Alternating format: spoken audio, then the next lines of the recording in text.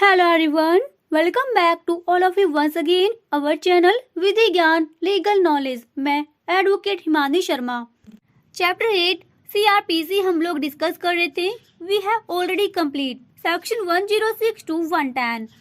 So now we have to continue this chapter. इससे आगे की जो सेक्शंस हैं उनको आज हम डिस्कस करेंगे, धारा 111 से धारा 124 तक, जो कि डील करते हैं प्रोसीजर के बारे में। धारा 111 आदेश का दिया जाना, ऑर्डर टू बी मेड। धारा 107 से 110 में जो आदेश दिया गया था उस आदेश का प्रारूप क्या होगा और उसकी प्रक्रिया क्या होगी, ये बताती है धारा 111। ये कहती है कि धारा 107, 108, 109 और 110 ये जो प्रोविजन हमने पढ़े थे, तो जब कोई मजिस्ट्रेट उनके अधीन कोई काम करता है और उसे लगता है कि किसी व्यक्ति को सो कॉज नोटिस जारी किया जाना चाहिए, तो वो क्या करेगा, एक लिखित आदेश देगा और आदेश में 5 बातों का उल्लेख करेगा। सबसे पहला तो यही है कि वो रिटर्न में ऑर्डर देगा, ऑर्डर रिटर्न में देगा। दूसरा, जो भी इंफॉर्मेशन उस व्यक्ति के बारे में मिली है उसमें वो मेंशन करेगा। तीसरा, अमाउंट ऑफ बॉन्ड, कितने तक का बॉन्ड भरवाना है ये भी उसमें मेंशन कर देंगे। चौथा, टाइम पीरियड कितना होगा, उसकी अवधि क्या होगी। पांचवा, नंबर ऑफ श्योरिटीज। ठीक है, तो आदेश में इन सब बातों का उल्लेख किया जाएगा। एक तरीके से ये मैंडेटरी प्रोविजन है। अब देखते हैं धारा 112 न्यायालय में उपस्थित व्यक्ति के बारे में प्रक्रिया, procedure in respect of person present in court.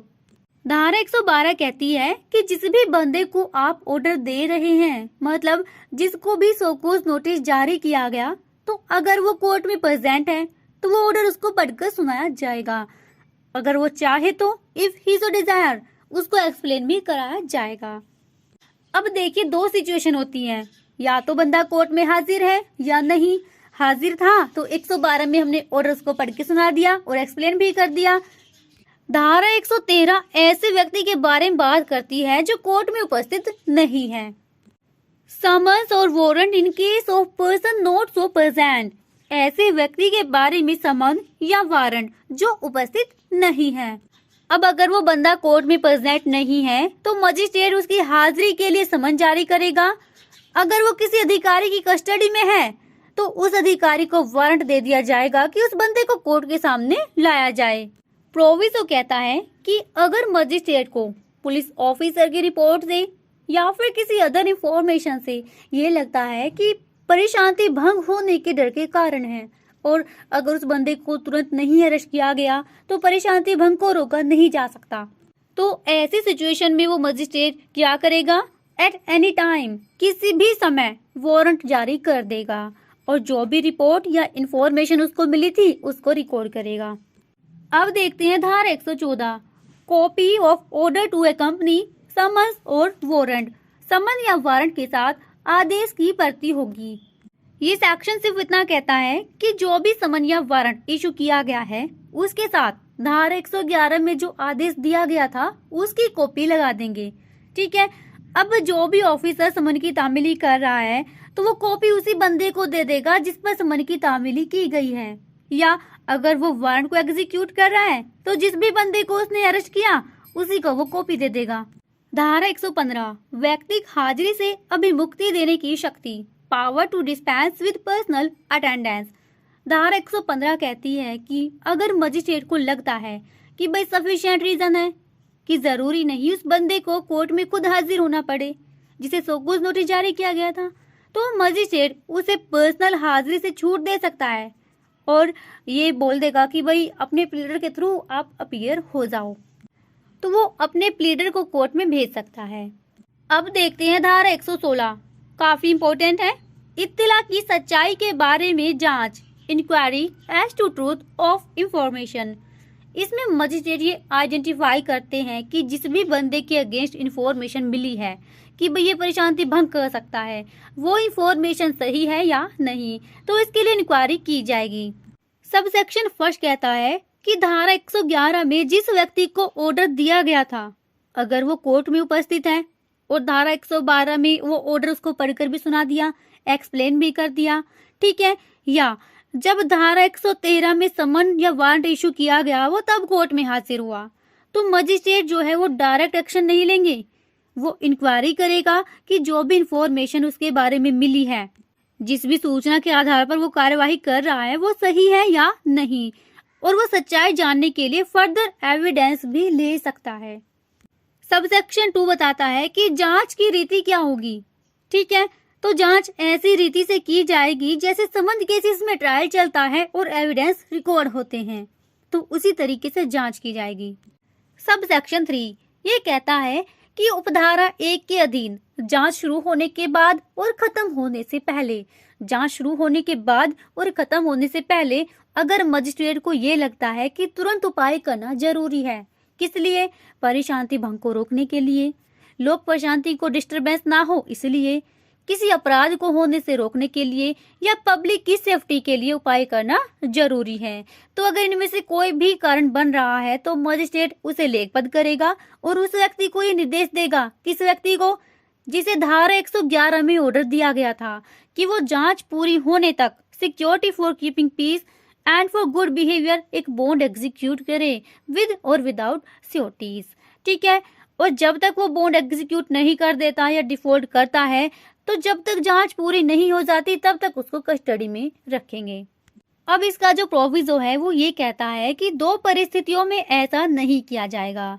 कौन सी 2 परिस्थिति है? पहली तो ये है कि किसी भी पर्सन को जिसके अगेंस्ट धारा 108, 109 या धारा 110 की प्रोसीडिंग ही इनिशिएट नहीं हुई है, तो आप उस बंदे को बॉन्ड एग्जीक्यूट करने का ऑर्डर भी नहीं देंगे। ठीक है, दूसरी परिस्थिति ये है कि ऐसे बंद पत्र की शर्तें, मतलब जो भी बॉन्ड आप एग्जीक्यूट करा रहे हैं, चाहे वो अमाउंट के बारे में हो और चाहे वो नंबर ऑफ श्योरिटीज के बारे में हो, तो धारा 111 में दिए गए ऑर्डर से ज्यादा वो नहीं होगा। मतलब धारा 111 के आदेश में जो भी मेंशन कर दिया उससे ज्यादा नहीं होगा। ठीक है, अब देखते हैं सबसेक्शन 4। ये तथ्य है कि कोई व्यक्ति हैबिचुअल ऑफेंडर है, डिस्प्रिएट और डेंजरस टाइप का है, अगर नहीं सिक्योरिटी उससे ली गई तो सोसाइटी के लिए हानिकारक होगा। तो इस तथ्य को कैसे साबित करेंगे? उसके जनरल रेप्यूट के साक्ष्य से, मतलब उसकी जो रेपुटेशन वगैरह है, तो जनरल एविडेंस ही उसके लिए सफिशिएंट होगा। सबसेक्शन 5 कहता है कि जहां पर 2 या 2 से ज्यादा व्यक्ति हैं जिनके अगेंस्ट में इंक्वायरी हो रही है, तो वहां मजिस्ट्रेट क्या करेगा?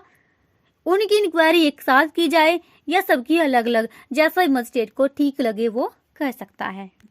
सबसेक्शन 6 ये कहता है कि जो भी इंक्वायरी की जा रही है उसका टाइम कितना होगा। तो जिस दिन से जांच शुरू हुई थी उससे 6 महीने के अंदर वो पूरी हो जानी चाहिए। तो 6 महीने आप अंडरलाइन कर लीजिए। फिर कहता है कि अगर ज्यादा टाइम लगने की संभावना है, नहीं 6 महीने के अंदर में इंक्वायरी कंप्लीट हो पाई, तो प्रोसीडिंग जो है वो टर्मिनेट हो जाएगी।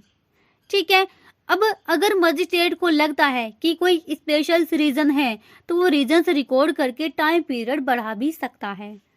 प्रोविजो भी दे रखा है, ये कहता है कि अगर उस व्यक्ति को कस्टडी में डिटेन करके रखा हुआ है और जांच नहीं 6 महीने में पूरी होती, तो उसके कस्टडी में 6 महीने पूरे होते ही प्रोसीडिंग जो है वो टर्मिनेट हो जाएगी। 6 महीने से ज्यादा आप उसको डिटेन नहीं रखेंगे।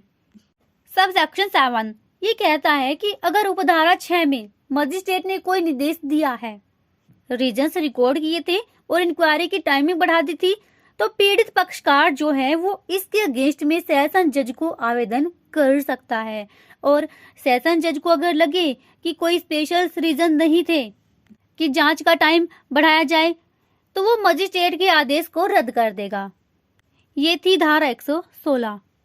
अब ये जो इंक्वायरी की गई है, इससे मजिस्ट्रेट को लगता है कि सिक्योरिटी ली जानी चाहिए, तो वो ऑर्डर देगा धारा 117 में। तो देखते हैं धारा 117, प्रतिभूति देने का आदेश, ऑर्डर टू गिव सिक्योरिटी। ये कहती है कि अगर जांच से ये साबित हो जाता है कि जरूरी है वो बंदा सिक्योरिटी फॉर कीपिंग पीस या फिर गुड बिहेवियर एक बॉन्ड एग्जीक्यूट करे विद और विदाउट श्योरिटीज, तो मजिस्ट्रेट आदेश दे देगा कि भाई बॉन्ड एग्जीक्यूट करो। इसका जो प्रोविजो है ये कहता है कि ऐसा आदेश देते समय आपको 3 बातें ध्यान रखनी होंगी। पहली, धारा 111 में जो आदेश दिया था उससे डिफरेंट नेचर या उससे ज्यादा अमाउंट या उससे ज्यादा अवधि के लिए आप किसी भी व्यक्ति से सिक्योरिटी नहीं लेंगे। ठीक है। दूसरी, हर बंद पत्र की रकम मामले की परिस्थितियों को ध्यान में रखकर ही फिक्स की जाएगी और उससे अत्यधिक नहीं होगी। तीसरी, अब वो व्यक्ति जिसके बारे में जांच की जा रही है अगर वो माइनर है तो बंद पत्र केवल सिक्योरिटीज के द्वारा ही एग्जीक्यूट किया जाएगा। अंडरलाइन कर लीजिए इसको। ये थी धारा 117। अब एक क्वेश्चन उठता है कि इसमें जो आदेश दिया गया है इसके अगेंस्ट में अपील कहाँ होगी। तो सीआरपीसी की धारा 373 की उपधारा 1 कहती है कि इसके अगेंस्ट में आप सेशन कोर्ट में अपील कर सकते हैं। देखिए, धारा 116 में जब जांच से ये पता चला कि सिक्योरिटी लेना जरूरी है तो 117 में आदेश दे दिया। अब कंडीशन ये आती है, जांच से ये पता चला कि बॉन्ड भरवाने की कोई जरूरत ही नहीं है तो धारा 118 कहती है कि उस व्यक्ति को डिस्चार्ज कर दिया जाएगा। धारा 118, उस व्यक्ति का उन्मोचन जिसके विरुद्ध इत्तला दी गई है। Discharge of person informed against, ये कहती है कि धारा 116 में जो जांच की गई थी उससे नहीं साबित होता कि उस बंदे को बॉन्ड एग्जीक्यूट करना जरूरी है तो मजिस्ट्रेट क्या करेगा, अपने रिकॉर्ड में इस बात की एंट्री कर देगा कि भाई इस बंदे से बॉन्ड भरवाने की कोई जरूरत नहीं है। और अगर उसे जांच के लिए कस्टडी में रखा गया था तो उसको छोड़ देंगे, अगर कस्टडी में नहीं है तो डिस्चार्ज कर देंगे। एक बात और नोट कर लें आप कि इस धारा के अधीन अगर उसे डिस्चार्ज कर दिया गया है तो ऐसे आदेश के विरुद्ध कोई भी अपील नहीं होगी। अब देखते हैं धारा 119। ये कहती है कि कौन सी तारीख से सिक्योरिटी प्रारंभ होगी। जिस अवधि के लिए प्रतिभूति अपेक्षित की गई है उसका प्रारंभ। Commencement of period for which security is required. सब सेक्शन फर्स्ट कहता है कि कोई व्यक्ति जिसे धारा 106 या धारा 117 के अधीन आदेश दिया गया है।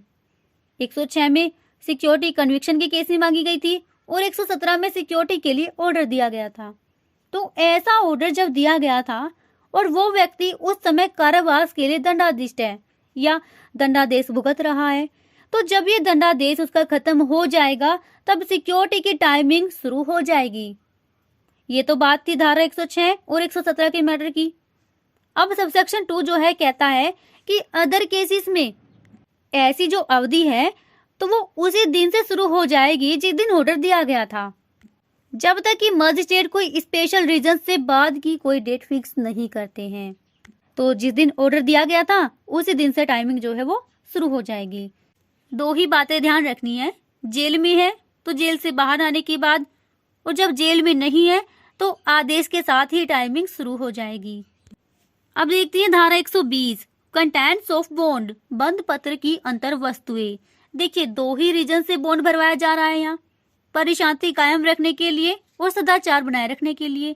तो हर व्यक्ति जिसने भी ऐसा बॉन्ड एग्जीक्यूट किया है वो बाउंड हो जाएगा कि मैं परिशांति कायम रखूंगा या गुड बिहेवियर बनाए रखूंगा। अगर आपने बॉन्ड दे दिया और जिस पर्पज से बॉन्ड आपसे लिया गया है, इन लेटर केस बॉन्ड एग्जीक्यूट करने के बाद आप क्या करते हो, कारावास से दंड कोई अपराध करते हैं, कोशिश करते हैं या दुष्प्रेरण करते हैं तो ये ब्रीच ऑफ बॉन्ड माना जाएगा। बस यही कहती है धारा 120। अब धारा 121, ये मजिस्ट्रेट को पावर देती है कि आप सिक्योरिटीज को रिजेक्ट भी कर सकते हो। प्रतिभूक को अस्वीकार करने की शक्ति, power to reject securities. Sub section first कहता है कि जो सिक्योरिटी मजिस्ट्रेट के सामने पेश किया गया है उसको वो रिजेक्ट कर सकता है और ऐसे सिक्योरिटी को भी वो रिजेक्ट कर सकता है जो उसने या उसके पूर्ववर्ती ने, पूर्ववर्ती मतलब उससे पहले कोई मजिस्ट्रेट रहा है, ठीक है, तो या तो उसने या उसके पूर्ववर्ती ने एक्सेप्ट तो किया था लेकिन उसे वो इस आधार पर रिजेक्ट कर सकता है कि भाई ये जो पर्सन है ये बॉन्ड के पर्पस के लिए अनफिट पर्सन है।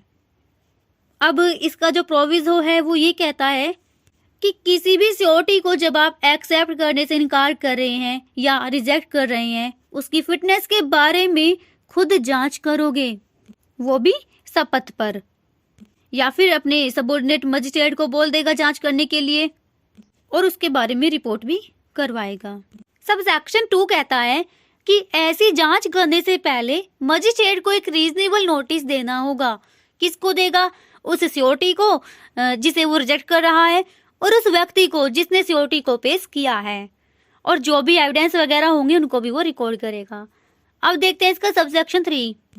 If the magistrate is satisfied, अगर मजिस्ट्रेट के सामने या उसके सबऑर्डिनेट के सामने जिसे उसने जांच के लिए अपॉइंट किया था, तो एविडेंस और उसकी रिपोर्ट पर विचार करने के बाद अगर सेटिस्फाइड हो जाता है कि वो सिक्योरिटी बॉन्ड के पर्पस के लिए अनफिट पर्सन है, तो वो उसे एक्सेप्ट करने से इनकार का या फिर रिजेक्ट करने का ऑर्डर दे देगा और रीजंस को भी वो रिकॉर्ड करेगा। इसका प्रोविजो कहता है कि किसी भी सिक्योरिटी को जिसे पहले एक्सेप्ट किया जा चुका है, रिजेक्ट करने का ऑर्डर देने से पहले आप उस बंदे के नाम एक समन या वारंट इशू करेंगे जिसके लिए वो सिक्योरिटी बाउंड है। ये थी धारा 121। अब इससे जो व्यथित व्यक्ति है वो अपील कहाँ करेगा, तो सीआरपीसी की धारा 373 की उपधारा 2 कहती है कि वो सेशन कोर्ट में अपील कर सकता है।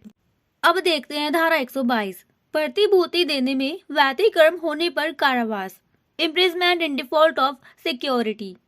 सिक्योरिटी को रिजेक्ट कर दिया और उस बंदे के नाम समन वारंट इशू किया कोर्ट में बुलाने के लिए, फिर भी वो क्या करता है, सिक्योरिटी देने में डिफॉल्ट करता है, तो धारा 122 कहती है कि उसको कारागार में डाल दिया जाएगा।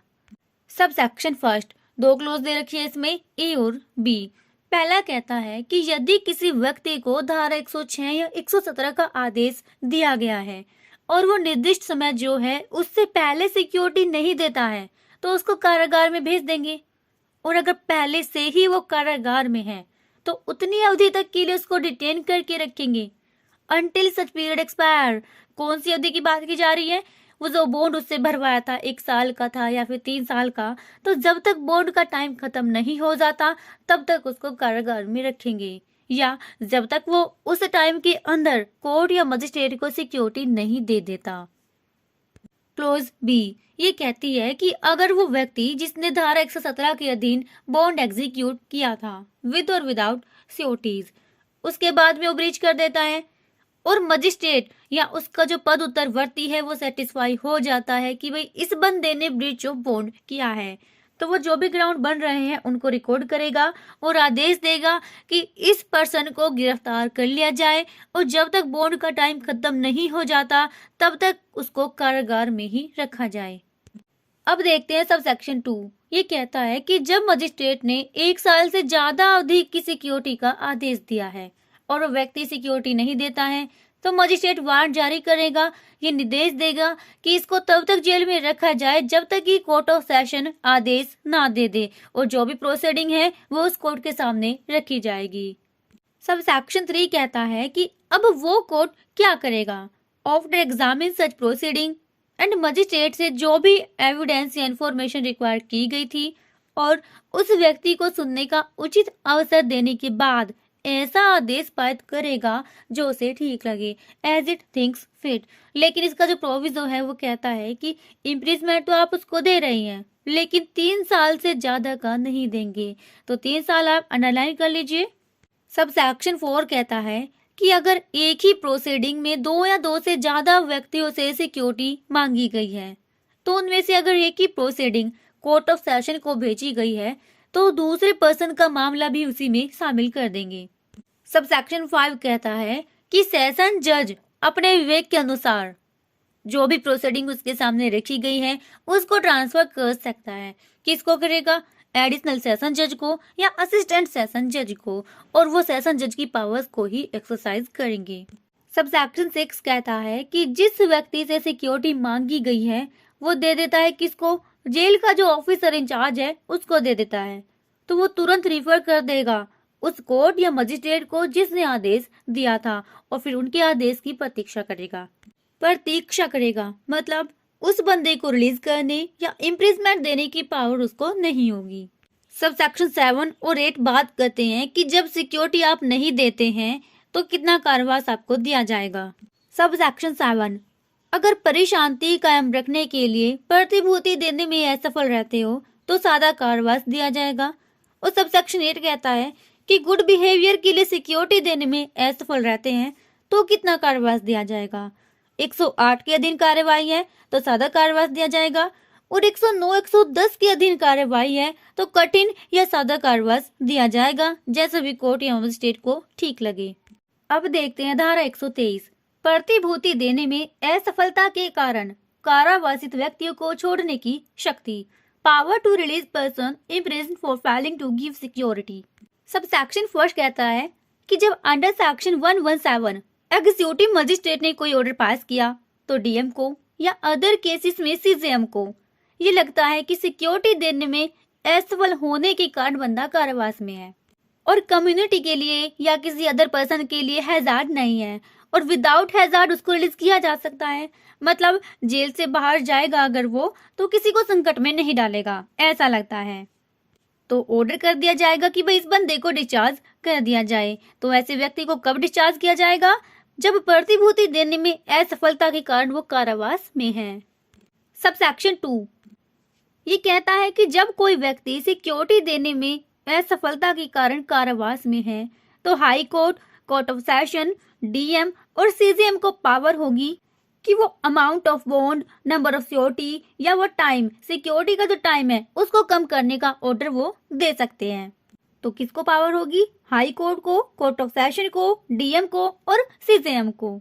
सब सेक्शन 3 ये कहता है कि सब सेक्शन 1 में जो आदेश दिया गया है डिस्चार्ज करने का तो वो आदेश से शर्त भी हो सकता है और बिना शर्त भी, और जिस भी शर्त पर उसको डिस्चार्ज किया गया है तो जो टाइम उसे सिक्योरिटी के लिए दिया गया था उसके समाप्त होते ही शर्त भी लागू नहीं रहेगी।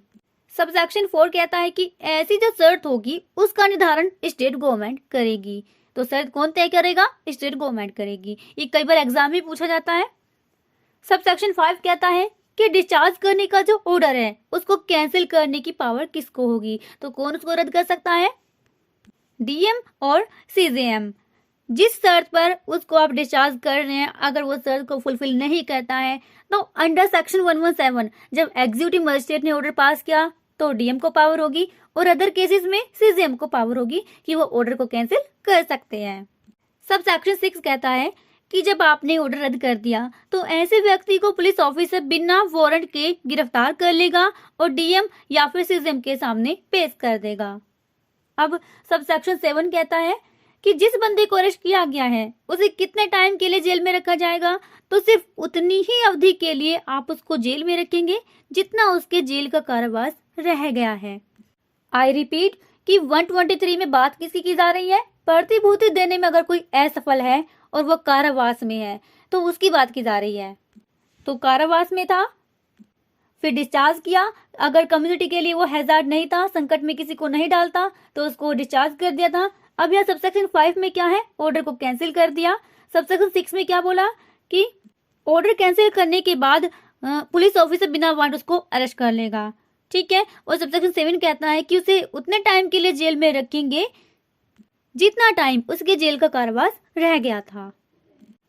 सबसेक्शन 8 ये कहता है कि सबसेक्शन 7 में आपने उस व्यक्ति को शेष अवधि के लिए जब जेल में रखा, अब अगर वो सिक्योरिटी दे देता है तो अंडर सेक्शन 122 धारा 122 के अधीन रहते हुए किसी भी टाइम उसको छोड़ दिया जाएगा। ओके। सबसेक्शन 9 ये कहता है कि security for keeping peace and good behaviour, जो बॉन्ड एग्जीक्यूट कराया गया था उसको कैंसिल करने की पावर किसको होगी? तो उस ऑर्डर को कैंसिल करने की पावर होगी हाई कोर्ट को, कोर्ट ऑफ सेशन को, डीएम को और सीजेएम को। मतलब अपने ऑर्डर को वो कैंसिल कर सकते हैं। सब सेक्शन 10 ये बॉन्ड कैंसिल कराने की प्रतिभू की शक्ति को बताता है। तो ऐसा कोई भी प्रतिभू जिसने किसी व्यक्ति के लिए सिक्योरिटी दी है वो किसी भी समय उसको कैंसिल कराने के लिए कोर्ट को आवेदन कर सकता है कि मुझे सिक्योरिटी नहीं रहना है। तो जब वो आवेदन कर देगा कोर्ट उस व्यक्ति को जिसका वो सिक्योरिटी था बुलाने के लिए समन या फिर वारंट इशू कर देगा। ये थी धारा 123। अब देखते हैं धारा 124। बंद पत्र की शेष अवधि के लिए प्रतिभूति, security for unexpired period of bond. ये कहता है कि जब वो व्यक्ति जिसकी हाजिरी के लिए समन या वारंट इशू किया गया था, कहाँ पर? अंडर सेक्शन 121 सबसेक्शन 3 में या अंडर सेक्शन 123 सबसेक्शन 10 में। तो जब वो कोर्ट में हाजिर हो गया या फिर लाया गया, कोर्ट उसके बॉन्ड को कैंसिल कर देगा और उसे ऑर्डर देगा कि बॉन्ड का जो टाइम बचा है उसके लिए नई सिक्योरिटी दो। फ्रेश सिक्योरिटी की कोर्ट मांग करेगा। इसका सब सेक्शन 2 कहता है कि ऐसा हर आदेश धारा 120 से 123 के उद्देश्य के लिए धारा 106 या धारा 117 के अधीन दिया गया आदेश माना जाएगा। सो फ्रेंड्स, चैप्टर 8 हमारा कंप्लीट हुआ। नेक्स्ट पार्ट में हम डिस्कस करेंगे चैप्टर 9 जो मेंटेनेंस की बात करता है। Thank you so much, bye bye and take care.